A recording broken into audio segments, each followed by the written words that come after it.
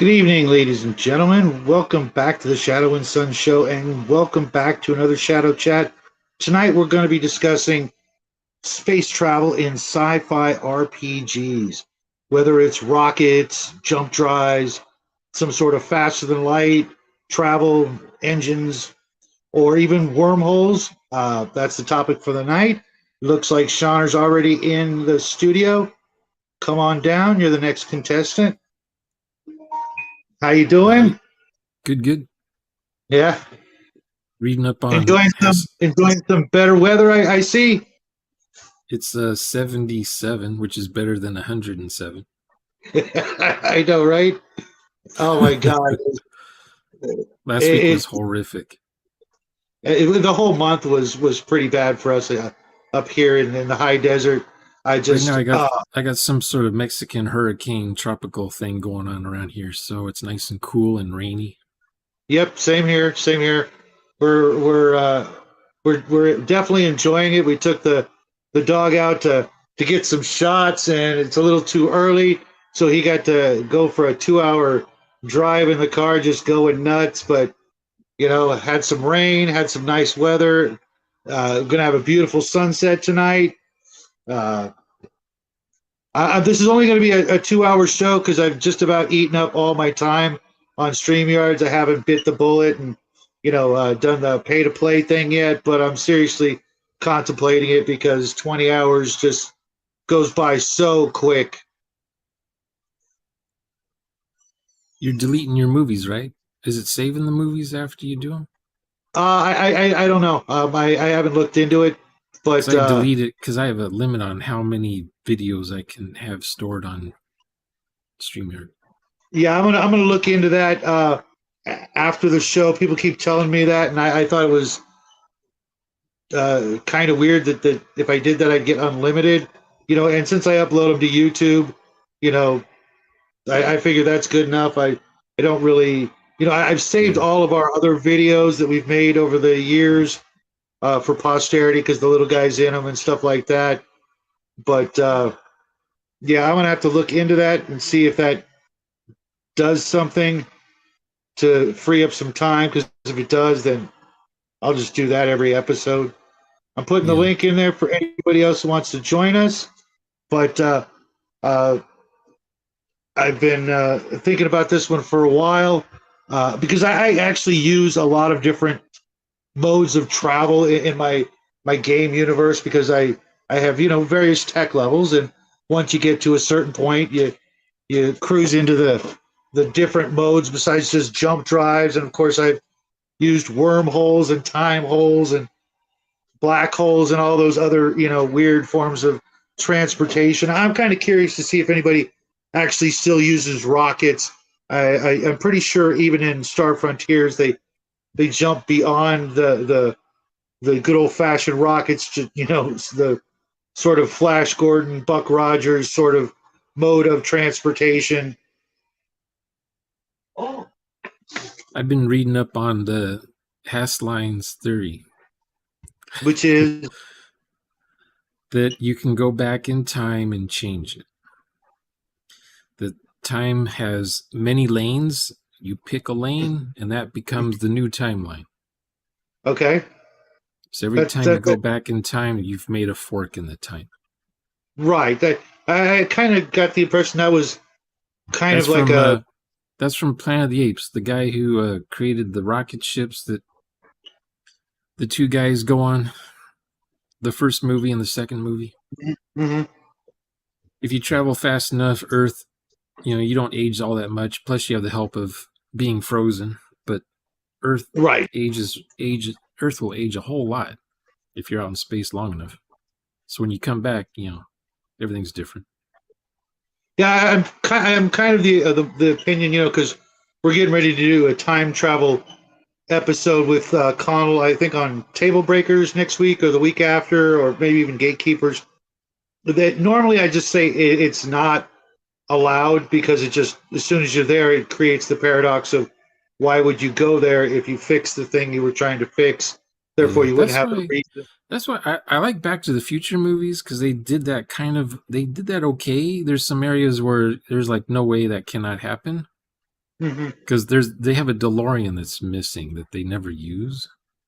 It's like, why didn't they just use? But the movie would be over if they used one of the DeLoreans that was ignored, that was still working. But the Escape from Planet of the Apes, I hated that movie as a child. Because now you've introduced time travel where they've gone back in time and brought apes back to Earth before the humans nuked themselves and the apes evolved. But did they? But they're kind of the instigator of the whole cycle, aren't they? So now they've gone back in time. You got talking apes where there weren't any before. Maybe they're the ones that helped the humans nuke themselves off. Right. That's I thought how the whole movie series was, in fact, a circular thing. Once you get to conquest, or because battle is like not even like a thing. But so once you get there, it sort of starts the whole circle all over again. So this is the weird part. The guy who came up with the theory, Hessline's theory, the doctor, he not only is the guy who comes up with the theory, he's the guy who's trying to kill the apes so that they don't breed and escape from Planet of the Apes. And he ends up getting himself killed. That was a weird series of movies. I mean, the way I understood it was... Yeah, she swapped out the baby, though, at the end. Was it? They shot... the main guy got shot forwards in time. Like hundreds and hundreds of times. He lands back on Earth only to realize that the planet has now been overrun by talking apes and gorillas and whatnot. To have the whole situation go the way it is, to have somebody else show up that was looking for the original crew on the now Planet of the Apes, for the nuclear bomb to happen, so the monkey couple go back in time, and it is just weird. How'd the apes figure out? Okay, they pull the working ship out of the water, get it to work somehow without a launch device or fuel, and go back in time with the thing. Plot hook, Karma? I mean, well, I can see it going back in time, having something to do. By the way, howdy, Connell. Howdy, sport. Glad you are feeling well enough. My son's not been feeling good because of allergies. Then also, my arm is very sore, and I have no idea why. That's the reason why I'm not on camera, because I'm not working right now. Not working. Okay. The key I have broke. some. He's not work. No work. Clones are not as good as the originals. Yeah, that's true. I can see the Earth like nuking itself or whatever, possibly some weird way of creating the time vortex that allows them to go back. But launching the ship in the first place, I'm just not. I just don't get that. I didn't think of that. That the Earth being nuked could have caused something that the rocket would then go back in time. I mean, with a lot of the current movies, current books and current novels and comic books and so forth, I use the argument that's just some fucking lazy writing. That's lazy ass writing. How do you get A to Z without covering everything else?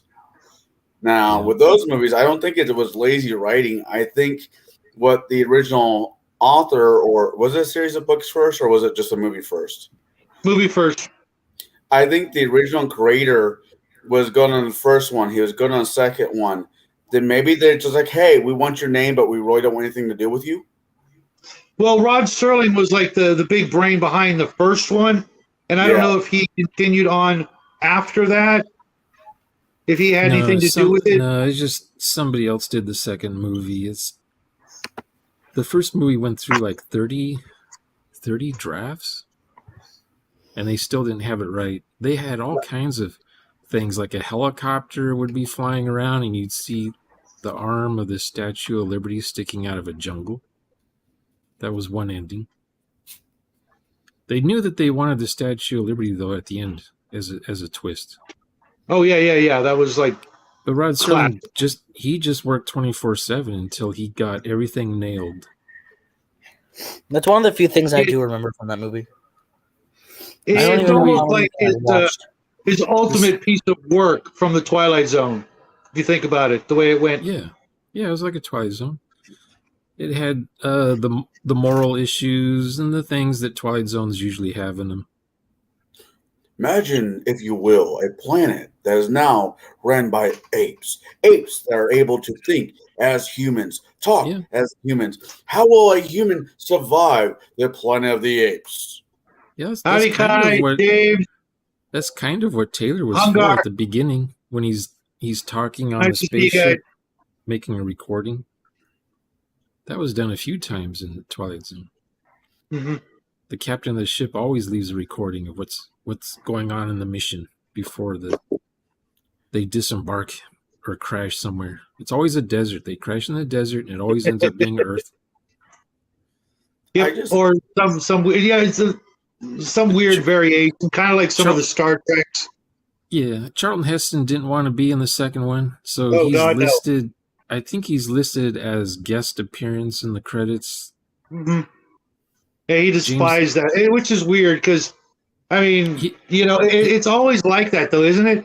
Stars hate the movie that made him the most famous. I think it was his idea that he would be in the movie if they blow up the Earth and kill his character off. Yeah. Otherwise, he didn't want to be in it. Well, the only way, I don't know if it's true or not, but the only way that Harrison Ford would sign on to the last appearance of Han Solo was if his character was to die. He wanted to be killed after in an interview that he did, he wanted to be knocked off after the first movie. He just that makes sense.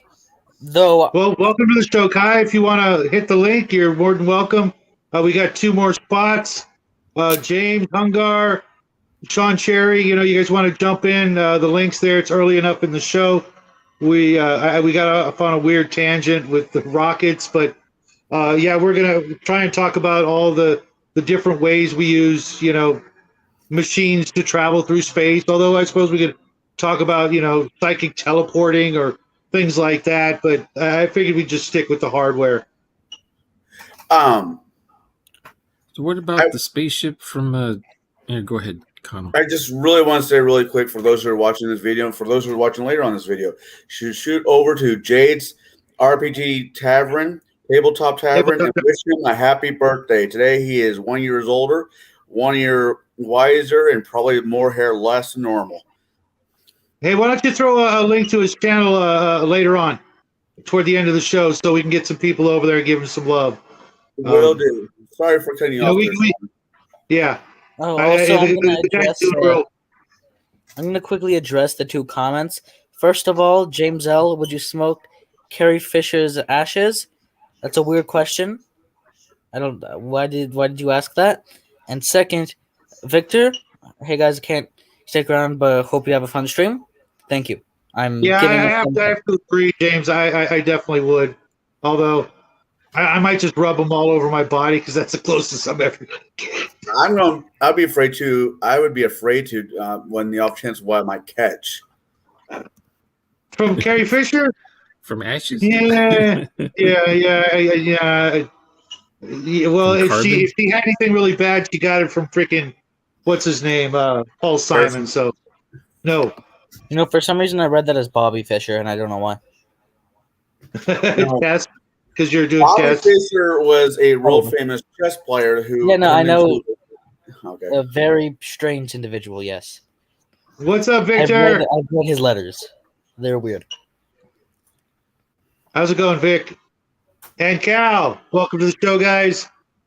Hello. I'm still fucking laughing at what James said. God, I had such a crush on her when I was a kid. Oh my God. Linda Ronstadt got kicked to the curb once I saw her beautiful face. So back to spaceships. What is your ideals? I mean, this is a random question for the panel. What of all the immediates out there between Doctor Who to Dark Matter, what is your ideal spaceship? Which one would you be happy with saying this ship is mine? I'm gonna actually I'll answer the question last because I feel like my answer to the question probably isn't an answer that is actually directed towards that question and more just a generic how I would write that sort of thing in general, or more not how I would, like how I ship? write. I'm probably gonna go with the Yamato from Star Blazers. That gun was just crazy. Plus, it was a big ass ship with room for lots and lots of people. Oh, hey, Kai, I didn't see you there. Sorry, buddy. Come on in. Hey, Hello. wow, my wish came true. Kai and my son finally get to meet. Yeah. They just not face to face. Yeah. Sorry, camera's not working today, so you're just dealing with it. But well, you heard. What about you, Sean? Or what ship out there in all the media would you want to say that ship is mine? It would be the first starship from Star Trek Enterprise, the 60s. It's a disc on top of a cigar tube? Yes. I'm sorry, that's what it always looked like to me. It was just a disc on a cigar tube. Although I'd go with the setting too, because you got sublight communication, so it only takes a few weeks for your message to get across the galaxy. Although I got to admit, I'm getting real partial to the Liberator from Blake 7. Yeah. What about you, Kai? A close relative to what Shadow just mentioned with the Yamato, I would say actually either the Arcadia would probably be a much better ship to run around in. Ooh, yeah, I love that one too. It doesn't matter which version of the Arcadia, either the Arcadia 1, the Arcadia 2, or the CG'd up for I-1 from earlier this decade, which was an amazing version as well. It doesn't matter. It's the Arcadia. It's a good ship. Yeah. I don't even know why I missed that. My mom and I used to love Captain Harlock, the comic back in the day. Wow. I kind of have neither one of these answers are kind of like are smart ass by any degree. It's a really toss up to me because I love the elegance and the streamline of the Firefly from Firefly, their ship Serenity. It's a good ship. And yeah, but it's big enough. It's big enough for one person to run. I know. You mean small enough? Yeah, that too. It's the old tramp freighter. I'm the desires of the old tramp freighter to be able to set your own course and go where you want to go. And that's not a bad choice.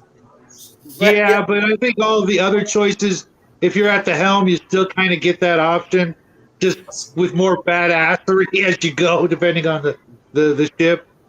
Also, with the Arcadia, you get a ship's wheel that you can spin in space. Oh, I know. It doesn't make sense. It doesn't make sense at all. I mean, and the other answer I kind of have was the TARDIS, because somebody said... Yeah, Bo said that too, and that's like cheating. You might as well just, that's cheating. It doesn't count. No. Cheating does count. It's just too god level of technology, I think. Well, the thing is that you're looking at the Time Lords. Of course, they're going to be a little bit higher than you. A little bit. A little bit, yeah. All right. Hey, Matt, how's it going? Yeah, Harlock was a legend. Mm-hmm. Jeff, whoa. Jeffrey, welcome to the show. I don't believe we've met before, but welcome to the show. We're going to goof off for a couple hours and then see where that takes us. Oh, hey, Kevin's here. And yes, The Expanse is a fantastic take on sci-fi for right now. Kevin, have we met before? I think maybe once, and he disappears. I'm here. I'm going under the table as Sean. But have we met before? Yeah. I've been on Sean's show a few times, and we did a lot of talking. Was I there? I'm not. I've met you before. You've been talking about you and your son gaming and all that stuff. Okay, well, my son's here too. Yeah. Yes. Nice to meet you. Is this what you're supposed to say, sport? Don't Sean, what did you post here? You sure? I'm an energetic person. That's my ship. Correction. 2 cigar tubes. Yeah. How little Star Trek have you watched? That's a beautiful ship. It's one of the best ships. And a proper version of it. This is the one from the cage. That's my favorite. It's parked next to the other Enterprise, the Space Shuttle Enterprise, which never went to space. It's not the Defiant? No.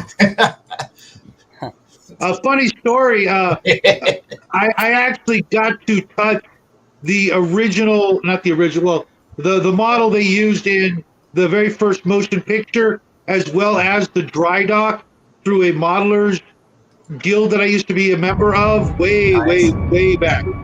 And the dry dock actually has a on all the gribblies of the model of the dry dock, it actually has a U.S. mailbox, little tiny mailbox glued to it, and an R2D2.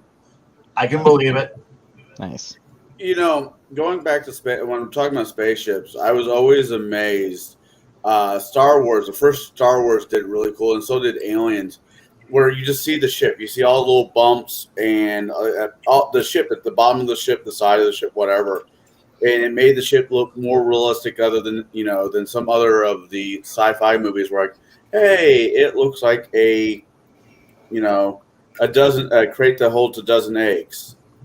Actually, that's weird because I was just talking about that a few days ago, and I have. Yeah, we were. And because we were actually no, we weren't rewatching Star Wars. We were watching Iron Man, but I was considering rewatching the original trilogy, and I was thinking about how I both like and don't like if you're looking at the trench run scene, there's these random boxes just placed all over the walls. They make no sense. They don't need to be there. And Those they probably wouldn't be greebles. there. Yeah, the Greebles. I know. It just because whenever I'm designing something like that, it adds detail from far away, but up close, you're like, what is this for? It doesn't make any sense. Yeah. And it also really actually seeing something like that from far away. I mean, might even be easier to damage with projectiles and things like that. It might actually be weaker structurally. I can see where smooth armor would be better defensively. I believe that is true. Also, the reason I say this is because when I'm designing something like this, I actually design like a blueprint type thing of it. If you've seen some of my notes, which nobody has, but they're all blueprints of ships. Like most of the machinery that I design for anything, like I even designed an actual blueprint of one of them. I ended up deleting the file because I couldn't use it, but it existed. And right now it's just a sketch because I translated it to a digital form, but it used to exist as a full-on blueprint of a robot that existed. And I have all my ships. I plan out the exact size of them, where the engines, where the guns would go, where the person would sit, because I want that stuff to make sense, because I guess I'm making up for the fact that the way the ship works doesn't make sense. Right. Yeah. World building. Yeah. I like this thing Bo just said. The thing about spaceships and sci-fi is, what do you want to do? Lead a crew of thousands or sail the stars solo? That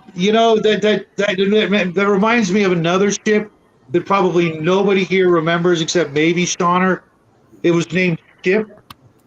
You know what I'm talking about, Shauner? Named what? Ship. The ship's name was Ship. Don't remember. Star-Lord, the original Star-Lord from the Marvel preview magazine, black and white, kind of like Savage Sword magazines from Marvel Comics, when Star-Lord could just fly in space. No? Don't remember. Oh man. Yeah, it was a pretty nice ship too. But it was a solo thing, it was kind of like a glorified courier scout ship, except that it just could go anywhere. It was just it was way, long. It was a long time ago, and it was a fully intelligent, living, almost starship. I want to say the AI was, next level.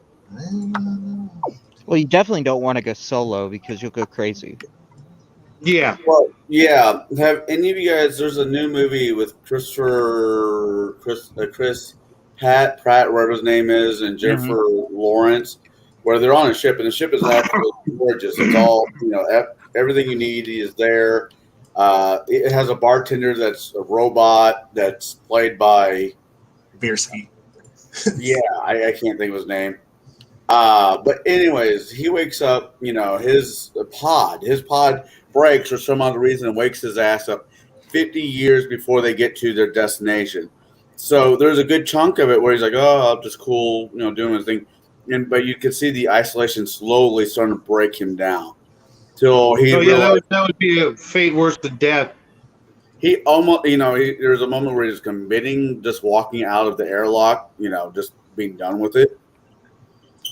He wakes up Jennifer Lawrence, which, they have a moment that she realizes what he did. At that point, I'm like, yeah, I'm done with this movie. Click. Yeah, that's a little kind of a whole lot of messed up, putting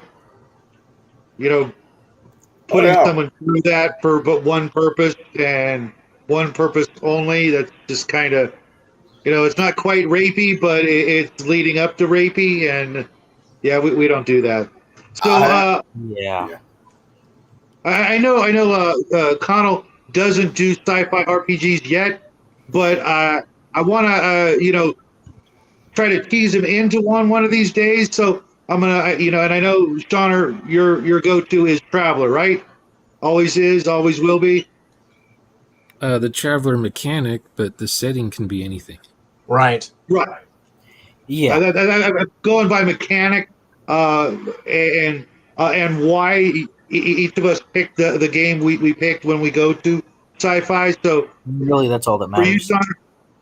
My other go-to is Total Party Skills. Their mechanic is top-notch, and it works with any setting. Which one? What is it called? Total Party Skills. Oh, it doesn't have a genre attached to it. It's just like a GURPSian thing. What? You've seen it. You've seen it. It's been around for a year now. It's drive-through RPG. Here's the Rocket Cadets book. Ooh. Total Party Skills.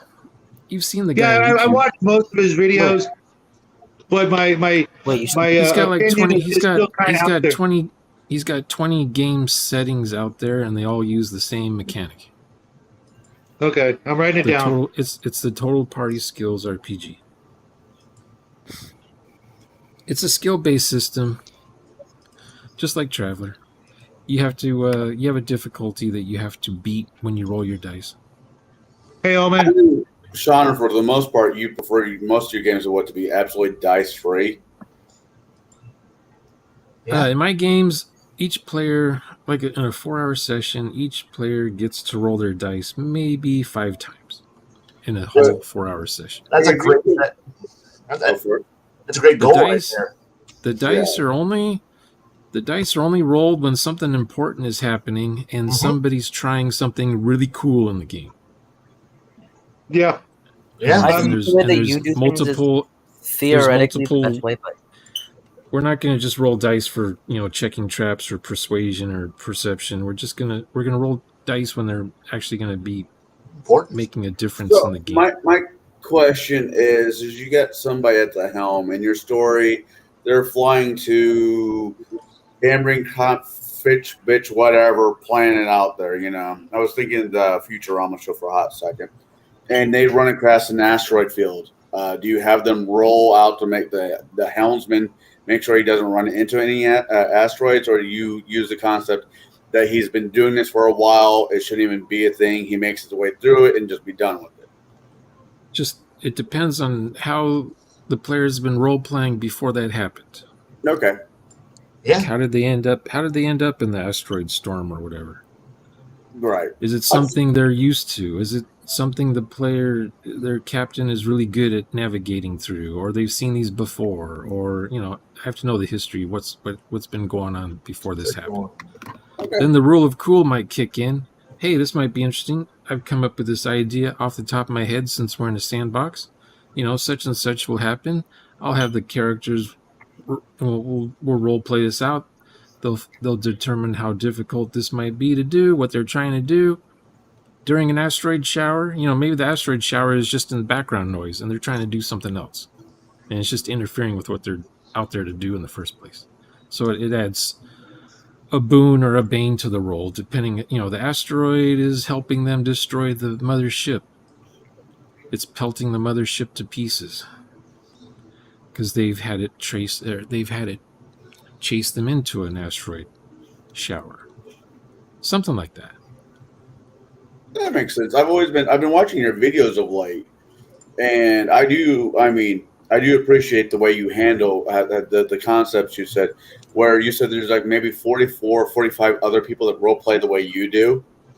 And to me, that's just completely interesting. Yeah, it's about, I want to say 54 people play the way I do. Okay. My dyslexia kicked in. I'm sorry.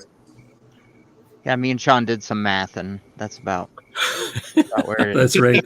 Yeah, we were doing math, yeah. That almost seems like a bit too much, but it feels right. It's from the old days. The RPG Brigade. I don't know if it still exists. I think they still have a Facebook group thing going on. I don't use Facebook. It's too weird nowadays. But the thing about the thing I don't do with asteroids is I don't do this where, your ship warps into an asteroid field. Quick, roll to see what happens. I don't do that. A trained pilot should be avoiding those areas. You encountered a storm. Roll.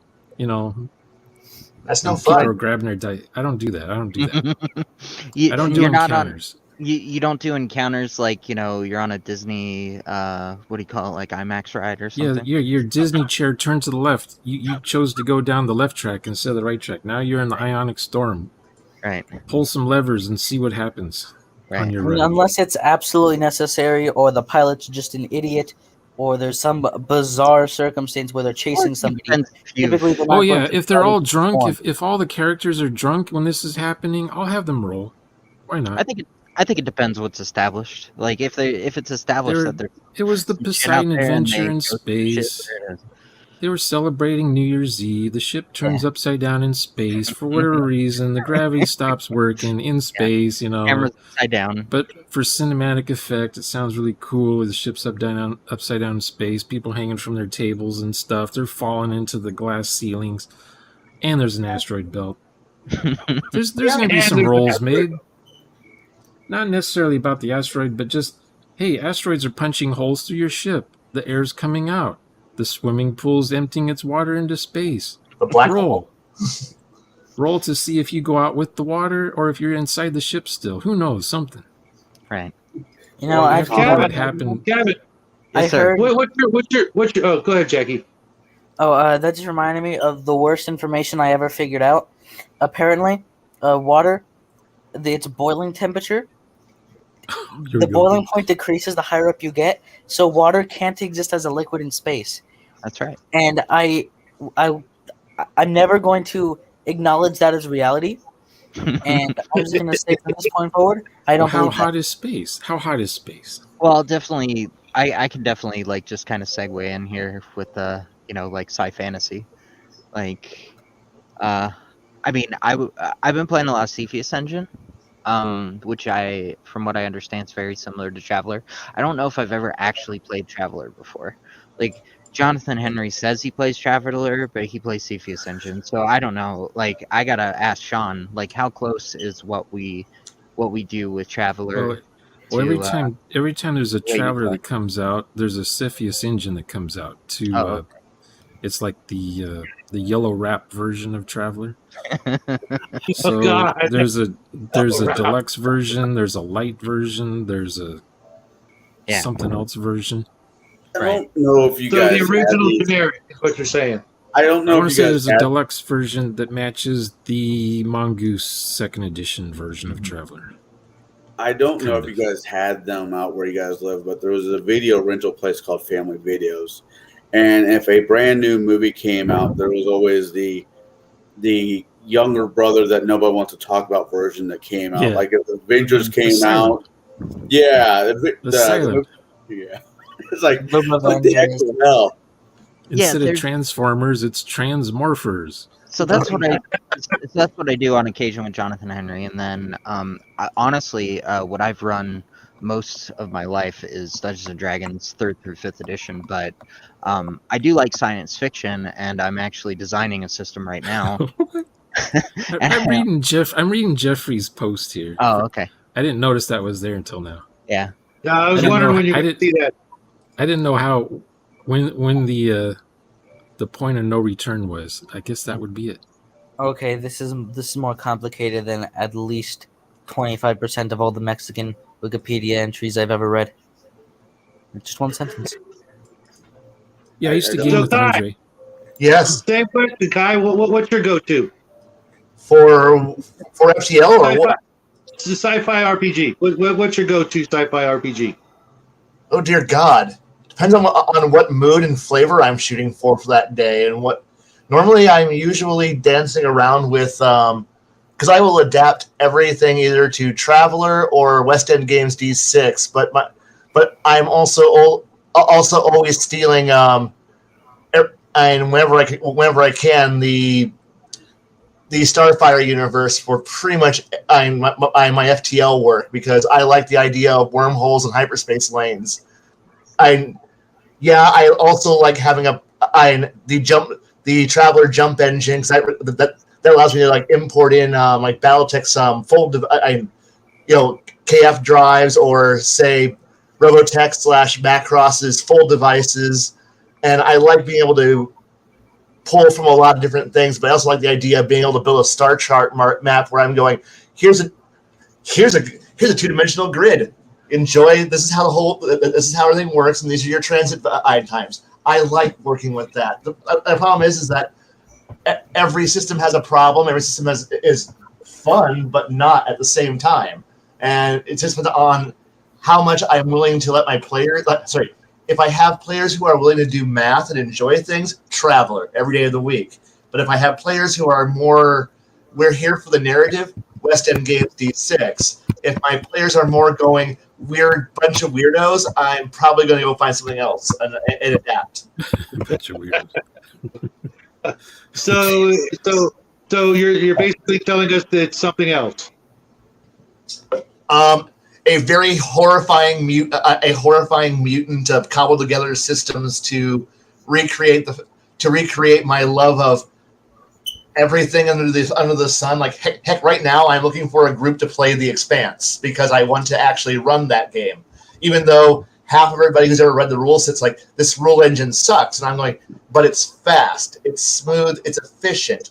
To my groups of players who are not astrophysics nerds, that game's fun. Plus, I can throw in a John Ringo style hyperspace system, or a David Weber style hyperspace system, because after all, The Expanse has the hyperspace, the proto-molecule hyperspace gates, which are just wormhole gates. But the idea, at that point, is like, okay, so how is your FTL working? Well, obviously, it's either a Babylon 5 jump gate, Stargate. I love those. Warp points, wormholes, fill in the blank. Like some point you fly to, and then fast space occurs. So that way I don't have some weird push some buttons, throw a switch, and now we're going into hyperspace as soon as we leave the gravity well, which I really don't like that one. But I will do it. But I also don't like the idea of we fly around and have cool special effects of the stars fly by our windows, because that's all our FX team wants to be able to do. And then we can turn around and do fast super flyby stuff. I kind of like having the space battleship Yamato style. You go to a certain point, you activate the warp drive at that point, you get a cool special effect, and now you got to travel across the entire star system to the next warp point to be able to move. So that way, it forces something to actually happen. Problem is that everybody, when they design a game engine, doesn't allow for a lot of that kind of work. So I put a lot of thought into what kind of story am I wanting to do. If I want travel time to be important, or if I just want to have space is something that you are there for 10, 15 minutes while you go flippity flopping through space, and then suddenly you're at your next adventure point. That's kind of what depending on the group and the story I want to play, I want to run. Well, you kind of answered my second question in that. I was going to ask everybody what their favorite type of space travel is. So I guess we kind of got your answer. So that really depends on my mood. Sometimes I just ignored the issue. Sometimes I like stories or movies because like you said, called me out on it. I haven't done very many RPG games, but if I'm watching a sci-fi movie, sometimes I want them to spend 3 or 4 weeks on the ship so I can get to know each one of the characters. Other times, Stargates, just fucking get there and get it over with, also comes to mind.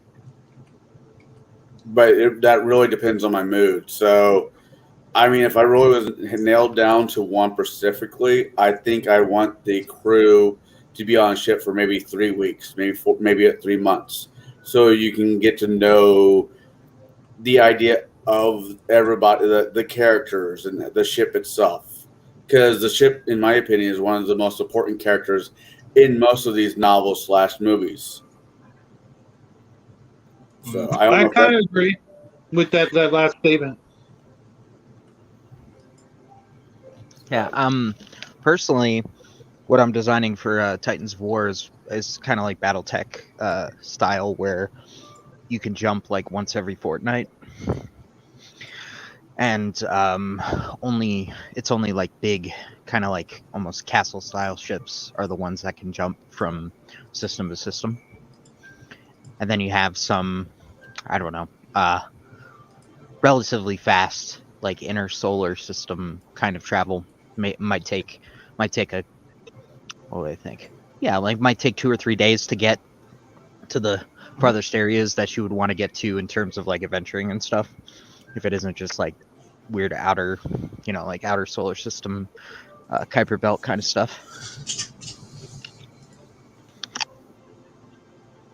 What about you, Shauner? I'm looking. No worries. I'm looking for a picture. You talk amongst Why? yourselves. So for that Why? type of thing, what it does is it lends to the kind of the, what would you call it? Well, I guess the theme of the setting that I'm going for, which is actually like sci-fi feudalism, because you have the gaps. You basically have the fog of war. You have the gaps in information and that kind of thing, because the ships are the things that are delivering information around. Yeah, so yeah, you're building into it a communications and travel bottleneck. So depending on how fast you're either having to have a Pony Express style system where you have a courier ship waiting, and it'll all depend on your recharge times between jumps, right? Yeah, for mine it's a fortnight, and so it is kind of like that courier-based system. But I also want to have it like a central communications brotherhood, kind of like Comstar, and I'm calling it IRIS. It stands for what is it? Intelligence, Reconnaissance, and Information Systems. Nice. And yeah. So I'm interested in making a game that is, I would say, somewhat similar to BattleTech. I mean, that's what the Titans are. And nothing wrong with that. But I don't want it to be so like dystopian. What do you call it? Blade Runner, Cold War, which is kind of like a lot of what is inspiring like BattleTech. Some people even call it grimdark, and I'm like, I don't know about that, but yeah, I want something that's more heroic, that's a bit lighter mooded. But I mean, it's like you're gonna have all of your adventure stuff, all your Western, like Wild Wild West Western kind of stuff going on planets and things. The feudalism is really at like the interplanetary level because of the logistics that you need. Yeah, the communications to be able to run things. Yeah. Kind of like Firefly's. What the hell was that called? The inner part of the empire, what have you? Mm-hmm. Yeah, like I would say that it would.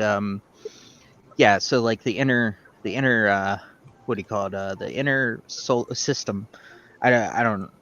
I guess like the It's been a stellar. while since I watched it, so Yeah. Yeah, I don't remember. But yeah, it's like basically if you're traveling interstellar, you're doing it on probably with a house that's like, a more like a feudal house because of just the nature of the level of power.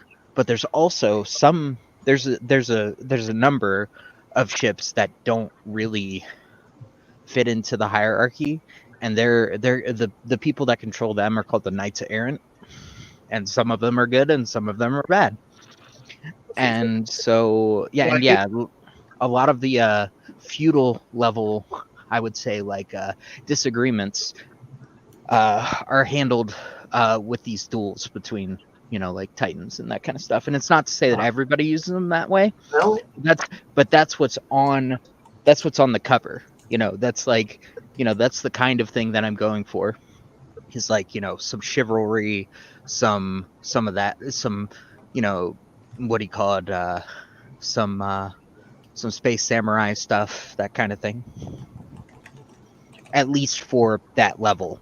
And then, underneath that level on planets and stuff, it's whatever you want it to be. They have all kinds of different governments, ways of living, and wants to be, centralized or, in the loop or out of the loop or whatever. So this ship here, Yeah, that makes sense. This ship here is a star jumper. I did this for Mark Miller. He wanted a star jumper for the Villani. It's pre-jump drive. It's a generation ship. This centerpiece here rotates so that there's gravity. And there's like 500,000 people living inside this thing. Nice. Wow. And then I put a little scout ship, little traveler scout ship encounters the thing. It's still floating around in space.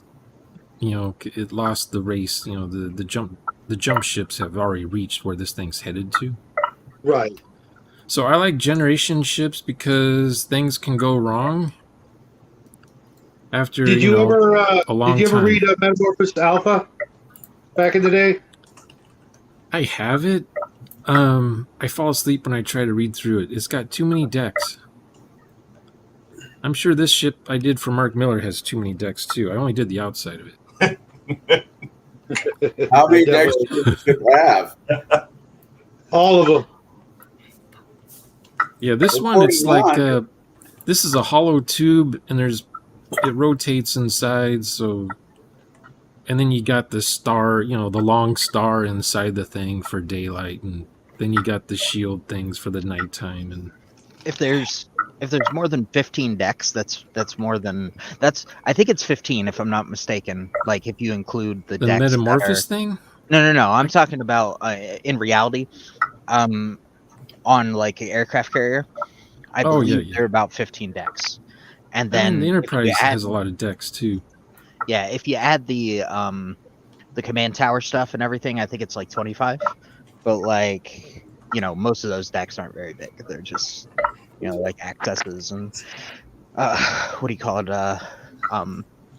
What do they call them? Like consoles for like different people doing different things, monitoring and fire control, and you got the con tower and all that stuff. I like generation ships though, because all those decks can break over time, especially when people are frozen and they wake up and half their stuff isn't working, and they have to go by memory how to operate the ship to get to their planet that they're about to enter orbit for, and all their computers have been dead, nothing's been recorded. Well, in Alien, they seem to really just hit it, on what would be like the worst case scenario. Well, I mean, maybe not worst case scenario, but interesting worst case scenario where everybody just doesn't die almost instantly. Yeah, the Nostromo. I still don't understand how the hyperdrive works on that thing. If it's a one-shot deal and they have to buy a new engine, or they recreate they know how all it this works stuff. on that thing. But there's some lore about how that Nostromo ship travels. Oh, is there? No. I gotta read Apparently, into that. it travels faster than light when it does travel. What ship I am just don't know how. Who's Was doing it- the Chinese water torture? Yeah, somebody is not engaged with the call, and it's just they're on their phones. Like half of our players, at least your players are. This player is awake because mine falls asleep. I love giant dragons, but man, I play with old guys, and I play with people that are usually on night shift and stuff, and it's Is that the sound of man. someone's dragon hatching? That is literally the sound of somebody playing Candy Crush. Oh, okay. Jack? Yeah, it's the sound of chess. That's what it is. Mm-hmm. Is that what that is? So I'm not joking. But see, I'm you're not not, joking. yeah, that you're not supposed to know how the Nostromo works. It's Yeah. it's gonna blow up. It's So just it doesn't matter how it works. It's got Yeah. Hal that doesn't have a voice. It's just a little, A two lot color. of times, the ships in my games, it don't matter how they work because you're not going to be on it for very long because it's going to. Hey, going you, down. you know, I'm taking notes, right, Shawner? So There's the when I'm in one of your games, remember the ship in Pitch Black, the very Yeah. beginning of that movie. Yeah. That's how long a ship lasts. Don't they're don't basically spend a made week out- designing your ship and then hand it to me Yeah. for a game. So they're made out of Unless- stinker toys and aluminum foil. I Yeah, think if I'm running a game, the ship you handed to me, it's backstory. It's the backstory. It's the I think it's I think me and Sean have similar styles of running games where it's like we want people engaged in what's happening and not what they think happened in the past, or not like hypothetically what they're gonna do with their, because they're so cool and amazing. It's like we're the game masters. We're always gonna be the coolest and the most amazing. That's why you're playing in our games. But Was it Babylon well, I 5? like my players to run games. I don't want to run all the games. I like them to take turns. No. Sometimes I just want to That's play. cool. I feel When- bad because that makes me the odd one in this group, because I'm the one who will design the ship and figure out what frame what frame, section, and deck everything's going to be on. That way when damage comes in, and I don't just go, the ship has taken X amount of hit points. I can go, okay, it has taken this one, but I can also go, sensors arrays and at this point are out. Weapon bays are out. There's fires on this deck between these frames, and you have problems along some of these on some of the coils on the on the hyperdrive. Well, there's nothing wrong with that, but it's just when it comes to like prepping. I mean, if I've got a a Bash or a Python code, or I'm sorry, program that can knock some of that stuff out, sure, but I'm just not spending more than 14 minutes prepping. That's just me. When it comes to ship design, I'm completely in the dark. I get the concept of it, but I've never had to draw out what a ship looks like compared to dungeons and other shit like that. Yeah, just get graph paper and if you really draw on think it. about it shouldn't be that difficult. And you count how many squares across. That's how wide the ship is and how long the ship is. And then you decide what part of the ship is where they sleep and where they poop and where they have sex and where they control the ship and where the other ships have ships. And I mean, if you really want to do it properly, just grab a sheet of graph paper and draw it out. Each square is like a meter or a foot, or however big the ship is will determine how big each square is. And then just draw it out. You don't need to use a ruler. I mean, you should, but you don't have to. You have the lines there to help you with that. I mean, I'm going to give the cheapest trick for you, Connell, on how to. Your players will never understand what's going on. You don't know what's going on. But if you can find a copy of the blueprints to say like HMS Nelson or HMS Dreadnought, and use those. Nobody who's playing will, or if you don't like His Majesty's Navy, you can also go with say USS Alabama or ships that you can find blueprints for. Right. And your players are. You can run a dungeon. Your players will never you don't They'll tell. never know. I'm stealing that guy. I'm stealing that. Yeah, I'm not gonna say I'm stealing that use- because that's not gonna use help the me in particular. Louisiana. But it's like Use Louisiana. They'll never know that they're on a battleship. yeah. I've actually gotten my players lost inside inside a Fletcher class destroyer before. I looked at I had the blueprints in front of me. I knew where everything was. Well, that's the thing is like not everybody that plays RPGs was like actually on one of those things. I know. I was. Right. So I it's hard to understand get this. around. Most of them hard to get haven't around. seen the movies that they want me to role play for. I mean, I know. I make them Yeah. watch the movie first. Right. Oh yeah. No. Then they'll know. They'll know how the common room is. They'll know what gravity looks like on the ship. They'll know what the spacesuits look like. So I don't have to narrate too much. Yeah. Jackie, what was your favorite form of space travel that you've seen before? that I've seen, Yeah, I'm really. not entirely sure. I mean, there's a few specific sets. There's you go into another dimension that's smaller, so you travel this amount of space, but it's actually larger, and you come out the other end, and it's a lot larger than you actually went into it, so it's this big distance. Like, oh, the Minecraft Nether, one block is 8 blocks, that sort of thing. Everybody knows that one. It's the simplest. Then there's the whole, you go through a portal, and some people say it's physically, it's impossible. There's no way to do it, so I'm not going to do it, and just that's that. What's impossible? Space travel, being able to go to other planets, so they just have their like generation ships and stuff. Oh, I Other see. people, it's like a weird time travel thing, or they freeze themselves.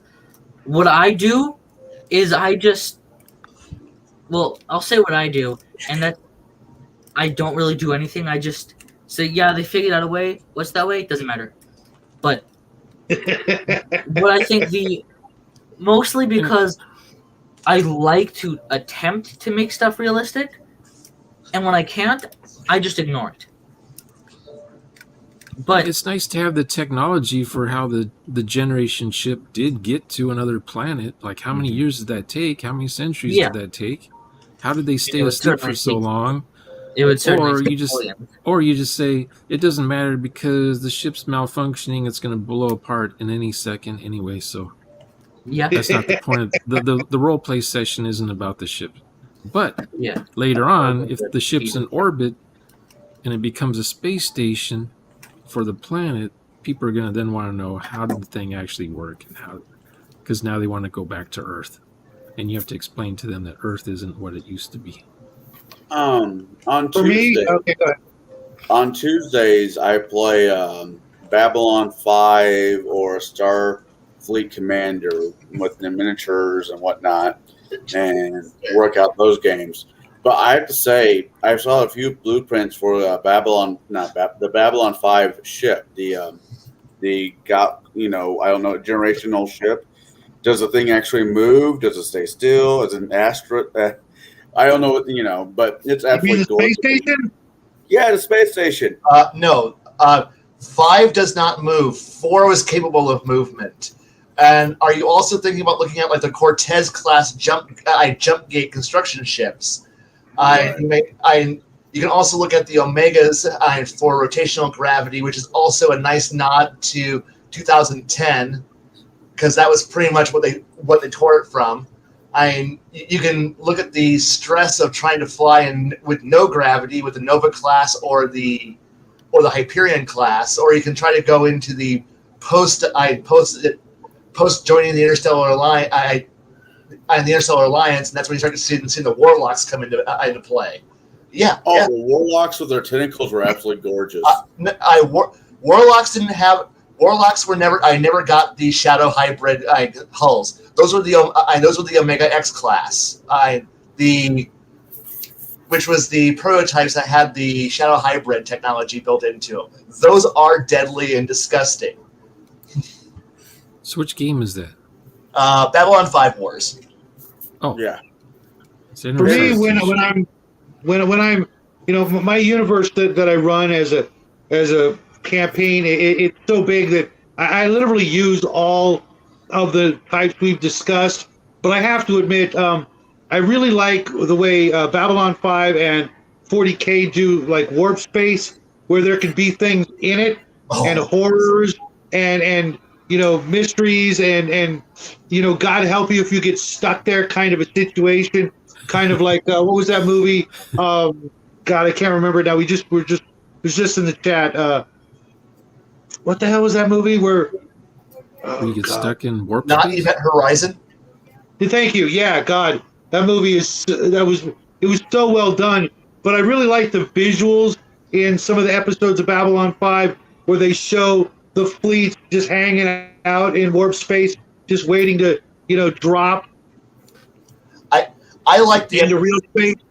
I also liked how they managed to. Speaking of the Cortez, the Jumpgate cruise ship, which got lost in hyperspace, where they actually had, because it fell off the beacon, and they actually, and that one fighter that was just sitting here firing, trying to, be the lighthouse and try to get the attention of the Cortez, so it would come back and get back on the jump routes. That was a cool effect. And especially for the time, the way they animated the warp space even back then really had a really creepy look to it. Yeah. But I'll use the jump gates. I'll use faster than light. I just spaced them out at a tech level via the traveler system. The rockets are way down here. FTL is up here maybe in the 18s or 20s. Kind of like if you remember in the Next Generation when they show the Enterprise flying at ludicrous speed and everything's just changing colors and doing all that weird lighting, slow motion effect. I'll do that. I'll do Star Wars jump hyperspace kind of thing.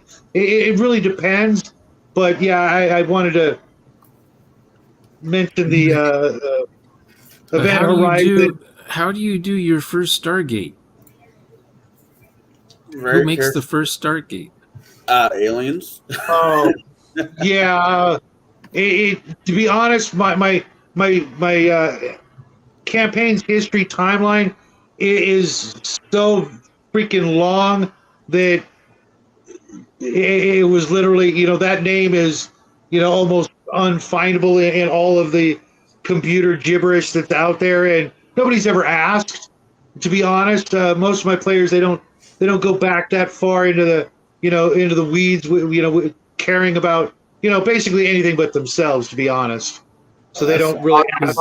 I want to say each Stargate has to be built like from a generation ship that just works its way over there. There was an episode where they were talking about there was a cedar out there, and I don't remember if they talked about actually any of the ancients being on it, but there was a cedar that would just go from ship? Yeah, it might have been a robot ship that would just fly throughout the universe, and once it gets to a new cool. X, they would just drop out they'd find a local planet and just not drop it out of space, but they set one up. It was a cedar ship, which I thought was a very interesting concept. What about wormholes and black holes? You guys ever use those? All the time. I've been waiting to. I've only used wormholes. Never used a black hole. I think you just die if you go into a black hole. I think black holes are not weapons. I haven't played black hole done. Everything's a weapon if you're brave enough. Yeah, you can use a tiny baby black hole as a weapon. You shoot it. No, not just a tiny baby black hole. It's an actual science that is theoretically possible. Where if you take a bunch of like mirror type things and surround them at a safe distance around a black hole, and then fire a beam of energy into it, it'll keep reflecting around it. You need to seal it first. God! You're describing a pen. I think it's going to be a device. What are you trying to do with math now? So there's these things called spinning black holes where the singularity, instead of just being a point, it's a disk and it's spinning. And if you find one of those and then you surround it with some mirrored plates, and then you fire a beam of energy into it and then seal it up, and then it keeps reflecting around it. And each time it passes through the black hole, it's so fast and it can't. It's going around so many times that it doesn't get sucked in and destroyed, because each time it passes by, it trades energy and becomes this more and more powerful each time it goes around. And you can do two things: either you can open up one of the plates and it'll shoot out and give you a ton of energy, which can power up its. If the heat of the universe is a thing that's going to happen, that's what everyone is saying is going to power the last remaining human civilizations. Or if you don't close it, if you don't open it up and you leave it closed, it'll just keep going around and around and around until it shatters and blows up into the most powerful explosive that could possibly be crafted. How about I know this? exactly what you're talking about. I'm just trying to remember the name of the actual theory behind it. Yeah. And I'm going through my notes because I know exactly what you're talking about here. Yeah, I don't know what it's called either, but it's called. How about this? You build a spaceship that's going to travel across the universe. Yeah. In like 5 minutes, it'll just travel across the universe, and it does it by gathering up all the energy it can to power its engines to get there, and that means consuming all the energies of all the galaxies, the nebulas, all the things. So by the time it gets to the other side of the universe has crunched into a size of a pea and is gone. Just to move that ship across the universe in 5 minutes.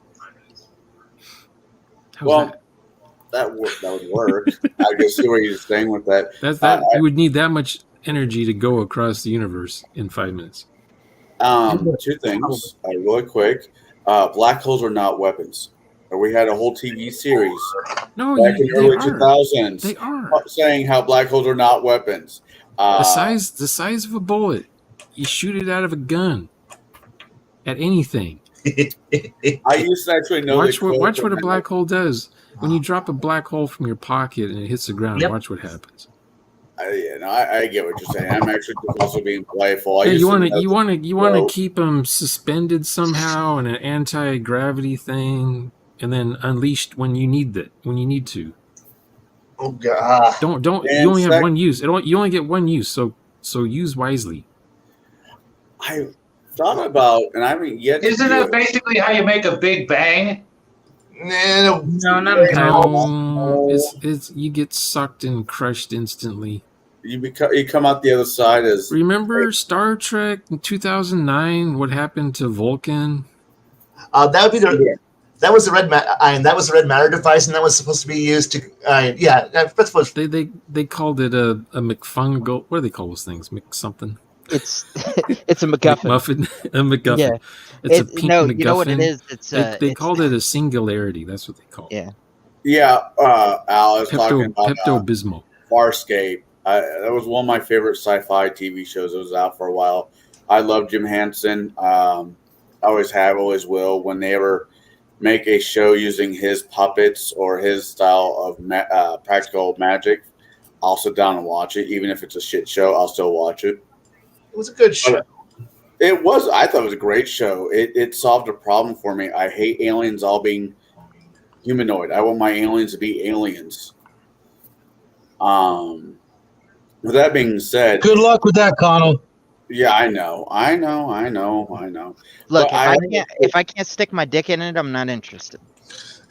I hear that more than you think. Oh, I'm sorry, little guy. Earmuffs.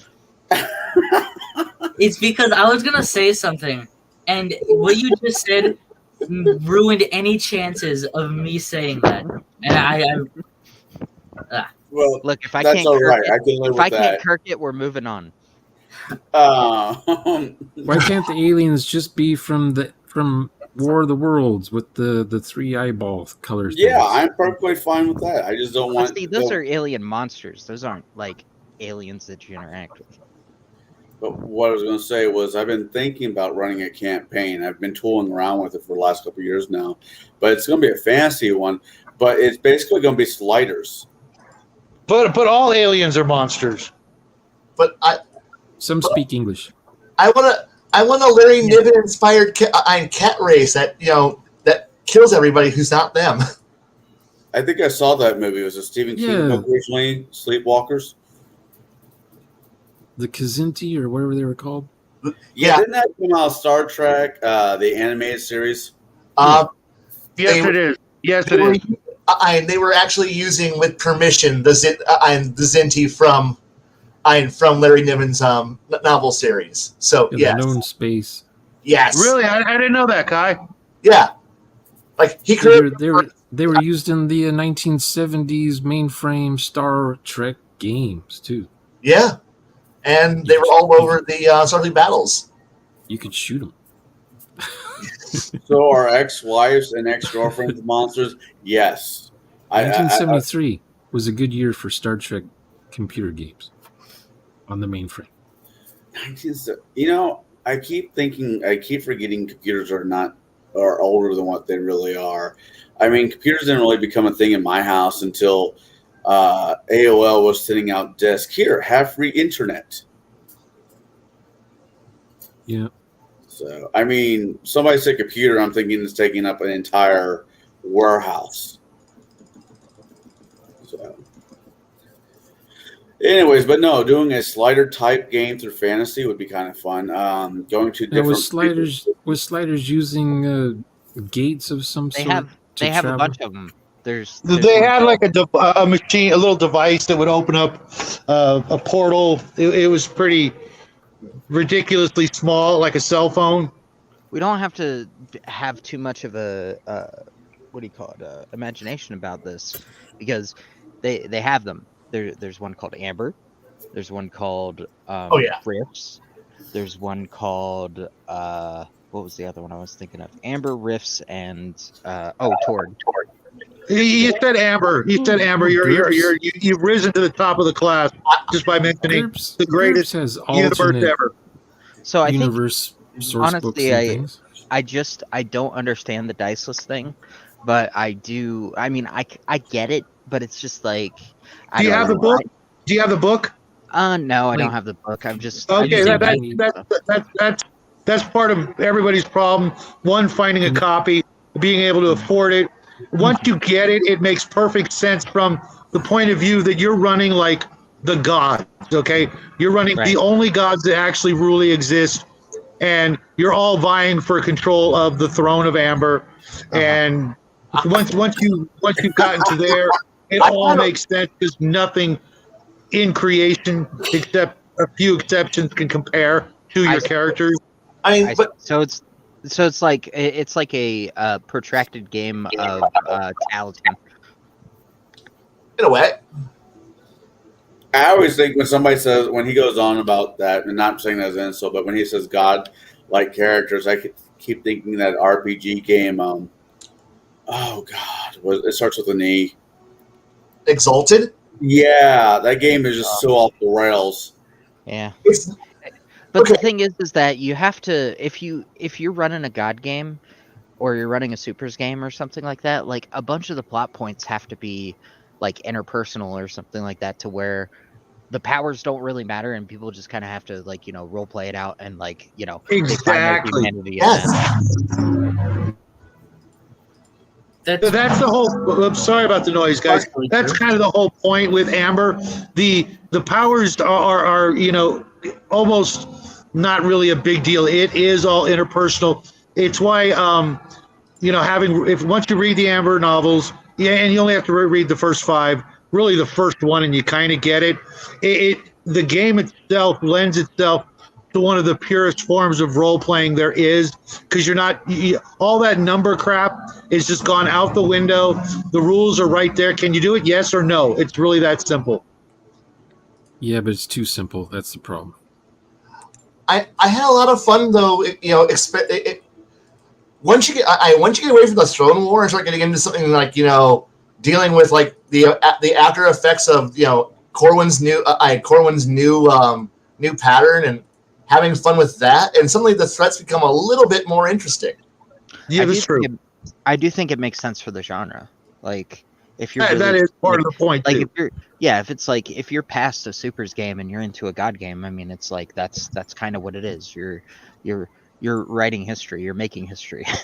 you're you really have to have a deep, abiding love for the Amber universe, as it were, to begin even thinking about it. And since Zelazny was kind of like a mentor of mine back in the day, I learned a lot from him personally through my interactions with him. And so, if I'm a fanboy to anything, it's always going to be that first and foremost. And it's I don't know about you guys, but it's a full it's a full moon in Eastern Oregon. It's very good to see. Or is it at least close? I don't know if it's actual full moon, but it's close. It's not a full moon anywhere else, though. Oh, I mean, I'm just saying. I'm looking at it right now. Not a full moon up here in the mountains. There's too many clouds. Yeah. I was actually thinking about doing a stream earlier today if there was going to be a full moon tonight. Then I remember, oh wait, Shadow's doing his thing, and he's more cooler than I am, so I'll go join him. Thanks, sir. But I think that's part of it. It is kind of true. We can't, as RPG players, just have one system because one system's never going to serve.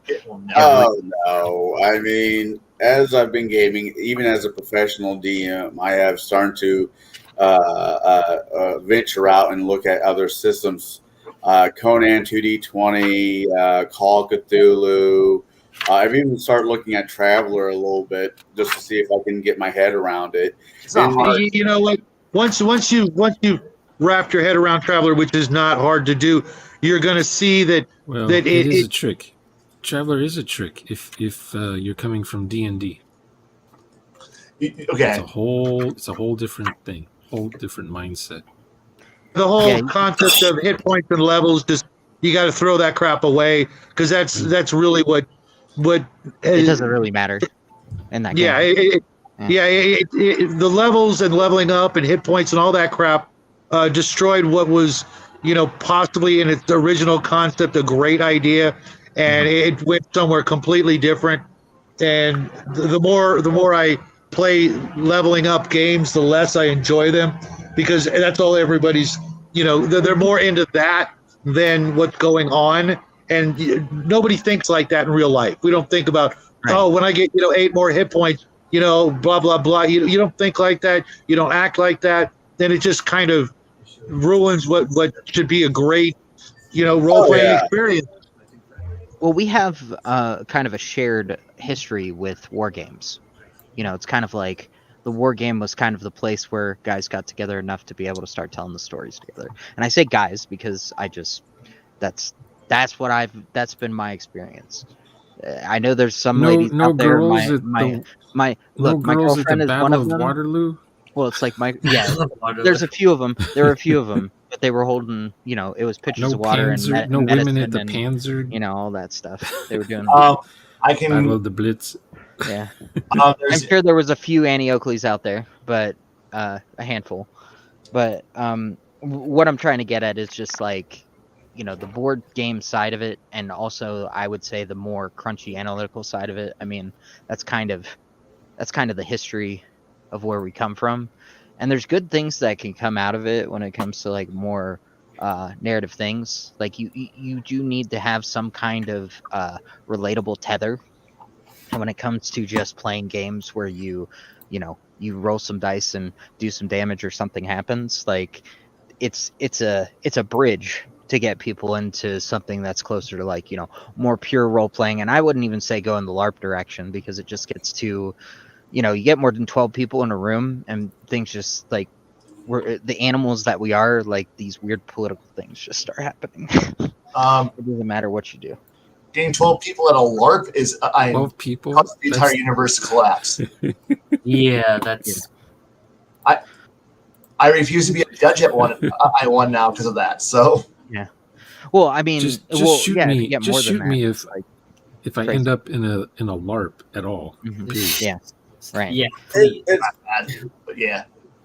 But when it comes to the more Idaho, Jesus, you're starting to fight there, James. Yeah.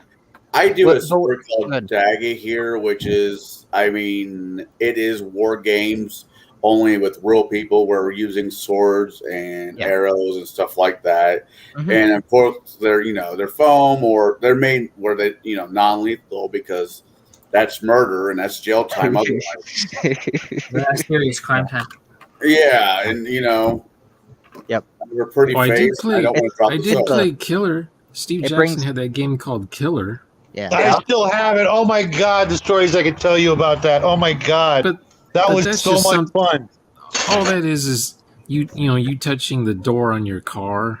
Yeah, and it's got Vaseline or something on the door, and if it's on your fingers, you're dead. Isn't that like murder mystery? Dark Guns, my friend. Dark Guns were the shit player back versus then. Player, squirt guns. You basically get a contract to kill one of your friends by the GM, and oh god, it was so much fun at conventions, running around the halls, having an impromptu game of Killer. I think they even made a movie about it. I think it was called Tag or something like that. Yeah, and I was just gonna say, it's such a great way to get in trouble in a hotel. I'm just saying. I was just gonna say, I think it's I think you go to jail if you like run in a convention hall nowadays. So like, well, yeah, this was back when men were men. Well, it was back when a convention would only have like 10,000 people, right? And you could rub up against celebrities, right? Not like now where you got crazy people with masks. I can't even believe some of those like blocking the fire exits to everything. I don't know about you guys, but when the cons started being like a mainstream thing that like regular people did, I'm out. I stopped going. I stopped going in the early '90s when they stopped having comic books at Comic Cons. Yeah, well, I still got to take my son to a real live con. I'm actually supposed to promote the Arduin book for Emperor's Choice sometime next year. So I got to take the little guy to a con and let him experience it before it's completely ruined.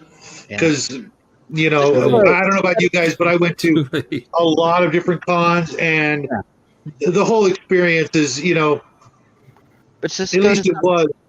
Just go to something that's more like VengerCon or something like that. Something that's got like 30 people there and you can actually have a good time. There are a few cons still out there I really would like to go to. A couple of them are in Vegas. A cigar con. I don't think I could take the little guy to that. That was a thing. Hey, man. Well, yeah, it's a thing. Unfortunately, here's the rub. To get in, you either need to know somebody who's in the business or run a cigar shop. Yeah. And the last person I knew that was in the business passed away some years ago. And cigar shops are dying out like freedom in America. Hey, look, just come to the other 99% of it that isn't in the cities, and you'll be fine. Right. And there's always the adult film industry con that's in Vegas. I've been joking about going to. That sounds like a place you'd want to go if you wanted to participate in satanic rituals. Sure. Yeah, you know what, Connell, we'll have to have a talk about that. You might want to rethink that strategy. Just saying. But we already play role-playing games. Aren't we already satanic worshippers? Look, you just tell them that we're not evangelicals.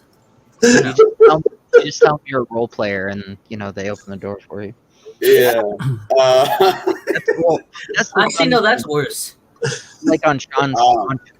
Sean used to tell me all about like these weirdos that would like come to his channel because he had role playing content. I can only imagine, especially back in the beginning of. My other YouTube channel, it had all the weirdos. Yeah, all the weirdos. It was my other channel was only about role play.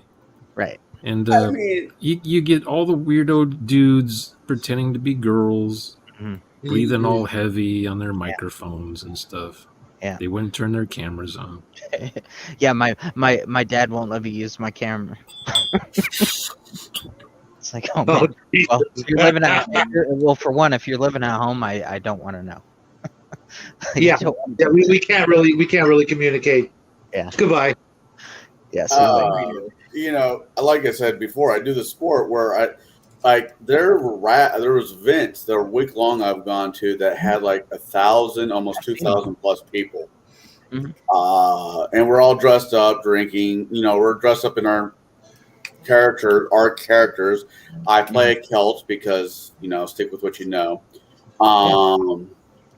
But we have, as serious as people take it, as serious as some people want to take it, I'm like, dude, I can't take you serious if you're dressed up like you're from Narnia. I just can't do it. Why there's a bunch of Roman guys right next to you. Sorry, it's not going to happen. Yeah, that's Are there like what is it, like different time frame events and stuff, or is it just like something? How it works dressed up? is everything to a certain degree. Everything is allowed up until the 16th century. If you're doing a historian like Rome, Celts, and a bunch of other ones. We've had people dress up, people that were actually Native American dress up as what their ancestors would dress up and showed up on a boat. But on the other side of it, we have like people who want to be hobbits, or people who want to play from Narnia, and all these different fantasy ones. And there's nothing wrong with that. I'm not saying that there is. There might be something wrong with that. Usually steampunk people show up. Yeah. I mean, I suppose you're not doing historical reenactments, so it doesn't need to be that strict on the guidelines. That's a whole different sport there, Haas. If you're doing, but if you're doing combat, it's like you know, if you have people that are in different levels of technology, there's a lot of Yeah. Oh, it's all the same technology based though. It's swords. Sounds like bronze. Yeah, swords, shields, flails, bows and arrows. Well, yeah, but the difference between like a Roman era, between like medieval and Native American Indians, there's a big difference between the three. Oh yeah. Well, the bow that I use is a breakdown recurve. You know I can outshoot long bows up close. You know, there's a lot of different bows I can outshoot because it's a recurve. Yeah. I mean. Yeah. In my opinion, if it's not compound, a recurve is the best bow a person can own. Look, if you can't, that's what I have. If you can't be farther away from a deer, you know, to where you're like out of whites of the eyes range, like, you know, what are you doing with your life? Right. I mean, there was a woman dressed up as a. I love going on the field against Templars because they have a nice little target that looks like a cross on their chest. Yeah. And I just aim for that. But anyways, back to sci-fi because Sean looks like he's bored now. I have to get going. Yeah, Sean's gotta go to bed. No, don't lie. He's got to go get something to eat. It's about that time. I have to go to bed because I get up early on Sundays. Oh, okay. We tried to start it as early as possible for you. Yeah. We'll talk later in the week. I got some questions for you. Shalom, Sean. See you later. Have a good one, man. See you at Temple. And just to let you guys know, we're going to do this for about another 30 minutes, and then I have to go as well. But we can finish this discussion, so to speak, next week, because I have a few more questions about space travel. But well, did you guys talk about like Fell-Heisenberg drives or anything like that? Like, what is it? The actual, or what is it? More looking physically possible warp drives? No, we actually didn't. Okay. Well, what do you got there? Share with us. Oh yeah, I've been kind of into that the stuff where they're trying to figure out the space-time configurations to be able to basically pull the rug of space underneath you. It's basically it's not instant travel. It's like you would still have to, you know, go through space, but the way that it's done by manipulating space-time, it would be like standing in place. So it's very strange. It's like is that folding a piece of paper? You're here. Let's fold it in half. Now you're there. That's the full, and that would be that's like drive. Yeah, that's like making a wormhole basically. This is more like you got a long rug, and you know, the rug in front of you, or the rug behind you, like balls up, and the rug in front of you gets pulled back. Right. And, 1 second. Now, the other question I have on space travel has always been kind of interesting to me. I've never been, I don't want to say techie enough to completely get it. I understand the concept, but there's like, almost feels like you have to have a master's degree in quantum physics to get in there. I mean, understanding that space-time is kind of like, you know, foldable in a way that makes sense in two dimensions, like that's just kind of what it is, and that's, you know, the energy is still a problem because we haven't figured out that part. But when it comes to but that was kind of something that I wanted to do for Titans of War, as in being able to kind of like use the near future sci-fi that we have now versus what we have, what we had in things like BattleTech, as just kind of like a tether to reality. But I don't want it to be that, people have to know quantum physics or that kind of stuff to be able to play the game. It's just honestly, it's a little pseudo-historical touchstone. I think the hardest part you would be running into is just literally having someone figuring out, whatever it is that is the hypermatter you're going to need to be able to make, negative matter or hypermatter or whatever exotic material you're going to need to get the Alcubierre drive to actually function. Right. I kind of like a Back to the Future's version of it, where it's Mr. Fusion and he just feeds junk into it. But that's time traveling, and we're not talking about time traveling. No, so it's time traveling. Okay, I'm going to say a controversial statement here. If you've got FTL, you've got time travel. Yeah, it's kind of time travel. I mean, realistically, that's true. You probably should have. If you have one, there's no reason you don't have, or you can't have the other.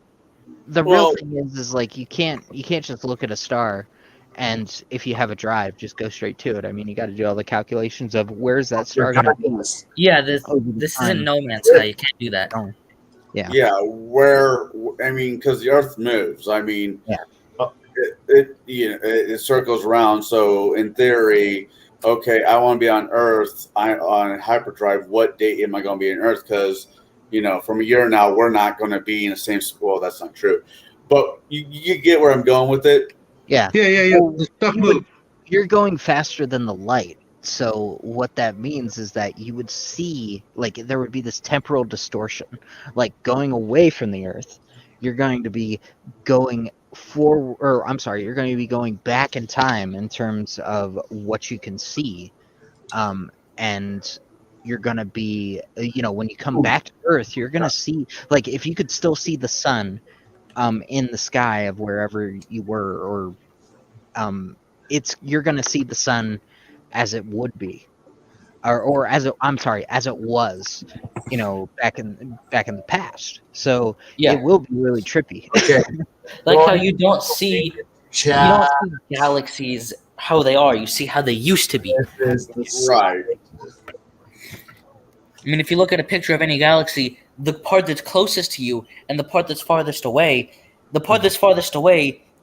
what you're seeing is millions of years in the past from what you see closest to you.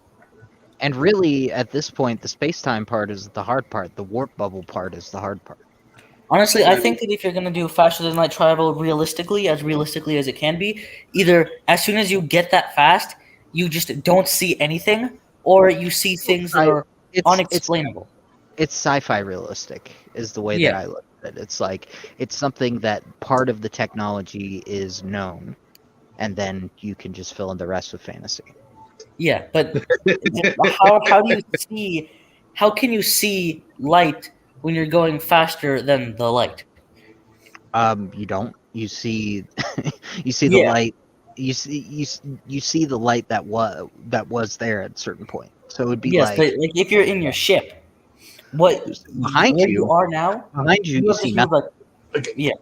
Again, I put it in chat, but yes, this is where you might want to pull out your Penrose diagrams and start figuring out what you're going to start running into on this thing. So, which, dear God, things get really confusing really fast. I love these kind of diagrams because you start figuring out at what point you can have intersections between space time and when events occur. It's interesting. It also starts to get quite mind-boggling and insane. I think when somebody ever asked me, "Do you understand the quantum physics?" my smart-ass response is, "Enough for conversation." Conversation, quantum physics. You have to have enough. You have to have enough clearance around stuff. I mean, it's like Right. you can't even get close to things, but it's a good thing that most of the known universe is empty. So that's good. But it's like, well, unknown that, unless you're going to bring up dark matter, in which case well, all bets are off. but you're not gonna, well, at least in, what I'm gonna use for space travel, you're not gonna, dark matter isn't going to be an issue of getting where you're going. Now that doesn't mean it's not going to have any of those, properties that you guys are talking about, like, the 40K and what is it, Battlestar, or is it Babylon 5? I can't remember. Babylon 5.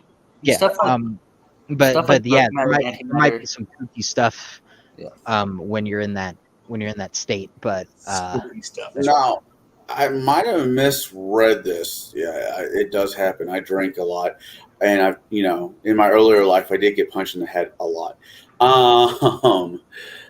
But I read somewhere that we've produced less than a gram of dark matter somewhere. Probably antimatter. We haven't quite. Right, antimatter. Thank you. Yeah. Look, And you don't question Disney logic. You don't question Nintendo logic. You don't question your own space fantasy. I just want to do a time heist. I mean, There you go. Well, I mean, well, if you want to do it, do it. yeah. Just gotta, have a somewhat coherent explanation of what it is, and then if anybody argues with you, you just say you're the game master. Right. I just I want to do a historically based fantasy game. What does that look like? Well, one of you guys was able to go back in time and got all the maps where he had his people salt mines that Hitler put the treasure. Some of those are still out there that we haven't found yet. I'm going to help you on this kind of a heist plot line. Yeah. If you really are a time heist person, or because I've done this in a campaign because a GM was stupid and gave me access to this kind of stuff. What you do is you go into any national library or archaeological dig archive. You read up when was the last time in history this said critical item was last known to exist. Where was it last spotted? And then you go back in time to that point in history, and you mug the guy who had it. You're the reason why it never existed. And then you have to ask yourself: are you playing in a Back to the Future type of parallel futures, or are you talking, or is it that you actually just changed the entire future because of? That's more like if you're dealing with, yes, you're right. Our GM, we managed to convince our GM that we bypass the paradox of the situation because we're the ones who are why it disappeared. So it still disappeared on June 14th, 1342. Yeah, but we're the ones who stole it. Yeah, but any change in a lot of what I understand about temporal, but the thing is, fantasy is like any little change can change a lot about the future. Oh, I know, which is why we're very, very careful, because the GM was like, "I'm going to punish you if you start doing things stupid." So therefore, it's not even anything stupid. It's just like you change the air currents. Oh, I know. Slightly, and now the whole future is different. My favorite thing, guys. Oh, it's a game. They even kind of made joke of it in game. Every time somebody gets talked about going back in time, the first answer that most people give is like, "Well, I can go kill Hitler." No, you cannot go kill Hitler. He's a fixed point in time in history. Oh, but see, here's the thing. If Hitler didn't exist, there would be some other German guy who would just be Hitler, but with a different name. That would have been different. And a better mustache. Right. Mustache. Look, all we're guaranteeing is Tim Curry Tim Curry is going to wear a Russian uniform and launch himself into space. It's all that matters. All we're guaranteeing is that Kevin Bacon is going to be in this movie. Yes. Yeah. I'm okay with this one too. But the thing is, the moment you start playing a time heist campaign where the entire thing is you're stealing everything, and you're already going, reality is not important. You're now playing Doctor Who physics. Yeah. Congratulations. Yeah. You're going to be playing in Weirdo universe. So yes, when a wizard and fairy appear back in the Dark Ages and go steal the Holy Grail, yeah, okay, that's what we're doing. What was it? Tyson, the famous physicist Tyson Gracie. I can't pronounce his name. I think of it right now. Neil deGrasse Tyson. Yeah, I can't stand him. Think what you want about him, but he's a very interesting gentleman. But he had a concept about time traveling that was kind of interesting. Was if time traveling back and roll it to the end of the universe, and then roll it back, that'd be 1,500 miles. You know, I'm gonna admit the main reason I don't know anything about him is because I don't really want to know anything about him. I watched one of the documentaries when I was like 2 years old, and I have a feeling he's probably what the hell, James? The worst kind of person. He's sniping us again, man. Why do you choose to leave? His science is here's rough. I don't care what he thinks politically. That's not my interest in him. My interest in him is an academic level. With that being said, but okay. With that being said, his concept of what he thinks time traveling would look like is very interesting. Was you could, if somebody invented time travel, you couldn't go back in time. Yeah. You could only go from point A to Z. Sure, you can. From that point on, you can go step back, but you can't go from 2022 to 1995. That is not plausible. Because time's entropy. And it really what it means is the past isn't there to go to. Right. Yeah. I mean, he's a smart guy. I don't really, like I said, I don't really care what he thinks. Yeah, you know what? He's right. He's right. He's running neck and neck with Bill Nye at this point. Well, now I'm not a fan of Bill Nye, but I am a fan of Tyson. Not specifically because I don't know anything about him. Right. Well, time seems to be a dimension that's different than the spatial dimensions on a fundamental level, and I'm kind of in the camp of time as entropy, and it's kind of like a dimension that you can. It's a dimension that you can quantify in a way that is similar to movement in the three dimensions, but it's not exactly the same.